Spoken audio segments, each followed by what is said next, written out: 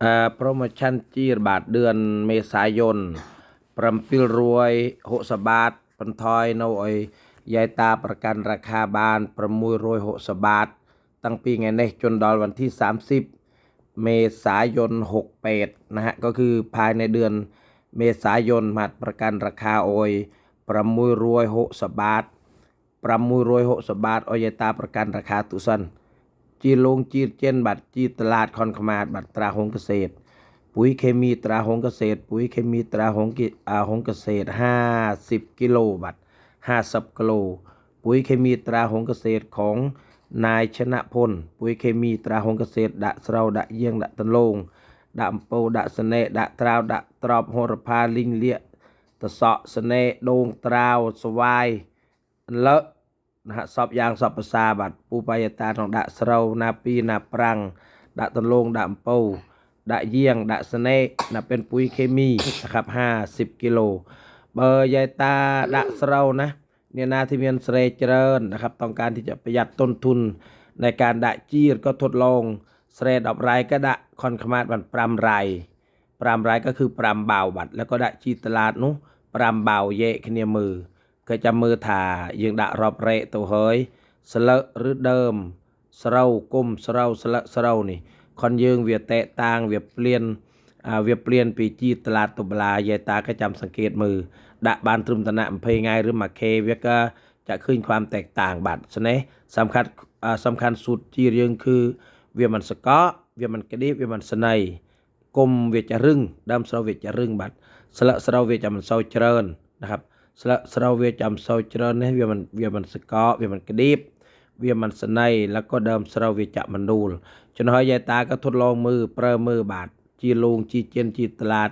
จีเคมีโดยตรงแกเขาปุ้ยทางด่วนบัดมันบะผ่านเรียนเจนมันบะผ่านตลาดมันบะผ่านสหกรณ์มันบะผ่านโรงซีนะฮะใบยืงผ่านสหกรณ์ผ่านโรงซีผ่านตลาดเวียกปีต่อบัดยังถ่ายจีรต้นทุนจีรเวียโมเฮยมาเบามาสูตรเสมอนะบัด15ไว้เงี้ยเลยบัดตอนเตะมาเบาประมูลรวยแล้วก็ค่ารถติดมาดอลเกรียก็50 บาทก็950ฉะนั้นก็ปีเกรียดหมดเสรนติดก็50 บาทก็เกิดมาเปื้อนจนห้อยเบอร์สูตรเสมอ15เวียหมดดอลเสรนกี่ต้องลวกมาเปื้อน50 บาทบันกี่บานกันไรแต่คอนยืงคือสามารถจะชดเชยครับยายตานาเทือประสูตรเสมอ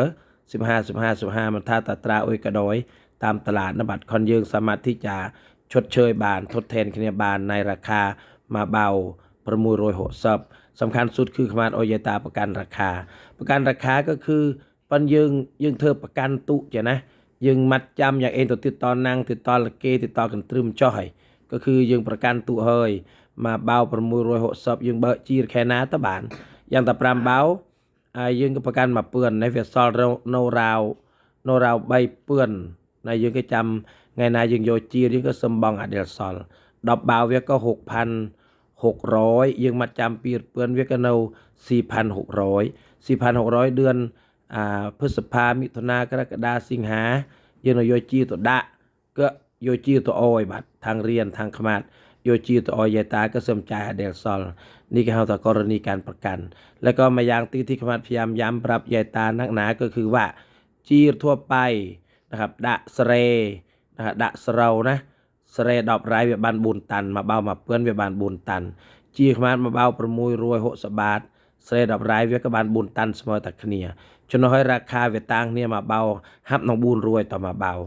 สเรรนาเจริญมาสเรตัยมาโซห่วงเตห่วงใหญ่ตานาที่เธอสเรเจริญนะ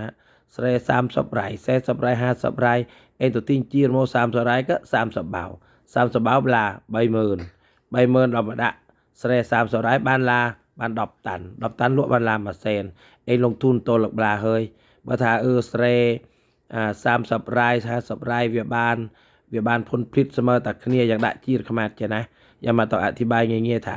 จีรขมาดสเรดอกไรต้นทุนเวีย6,600เวียบานบุญตันจีรทั่วไป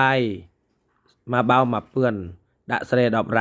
เวียบานบุญตันจะน้อยจีรยังเวทโตจังกี้เราบุญรวยห้ามต้องบุญรวยเนอแล้วก็ทรงเราสเรเราเตี้ยนะครับเราจะเนอเตี้ยเราสเรพองเราซูนต้องการไอ้ทรงอีนาก็สมมติยังเราสเรนต้องการไอ้ตัวทรงจอมเปรี้ยต ต่อการจะส่งในกระสังบ้านดานไอ้เจ้านะยังก็ต้องส่งอ้อยบานบัดซีคอร์ภูมิระโดสังเกตพนมดงรักจองจอมยังก็ต้องส่งอ้อยบานจ้าโนสเรนเมนแต่ว่าสเรนโนอิบุรีรัมย์คนชัยโนอิพระพลายชัยเข้ามาก็ต้องส่งอ้อยสเรนโนหอยชนหอยก็เลยอธิบายปรับตายายថាជាលងជាចិនជីតឡាតខនយើងវាមិនបាក់ផានរងស៊ីវាមិនបាក់ផានចិនវាមិនបាក់ផាន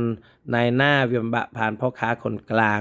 យាយតាណាខ្លះមិនเข้าใจចេះថាវាកើតយ៉ាងណាพ่อค้าคนกลางវាកើតយ៉ាងណាឲ្យទៅត្រេញភយាយត្រេញបញ្ជួយត្រេញកណាន់ត្រេញอบตត្រេញអសមគិសកលថាพ่อค้าคนกลางคืออย่างណាយ៉ាងតែលើកตัวอย่างก็คืออย่างเองធ្វើនំបញ្ចុកចេះណាបើធ្វើលក់ក្នុងស្រុកមួយចាន10បាតតែដល់ធ្វើរួចយកមកส่งអ៊ីស្រាអែលតាមហាងBig C Lotus Macro ចេះគេក៏លក់មួយចាន60ណានេះវាต้องผ่านพ่อค้าคนกลางฉะนั้นก็เลยថាបើឯងធ្វើក្នុងប្រទេសខ្លួនឯងទៅស៊ីប្រទេសខ្លួនឯងមួយចានក៏10បាតក៏ដូចគ្នាក្នុងជាលូងជាតឡាតជាទៀនของខ្មែរត្រាហុងកសេតចុះហើយវាមិនបាក់ផានចិនវាមិនបាក់ផានរងស៊ីវាមិនបាក់ផានណែណាយើងយកไปរោងកៅមកលើแล้วก็ส่งអុយไม่เอาបងប្អូនโดยตรงបាទอันนี้ก็เลยแจ้งប្រាប់តាយាយแค่นี้เด้อเดือนเมษาបាទ660 บาทกระสอบละ660 บาทយើងក៏ប្រកាន់ទុសិនយើងក៏ចងទុសិនតាមที่คณะเคยประกาศប្រាប់តោนะបាទ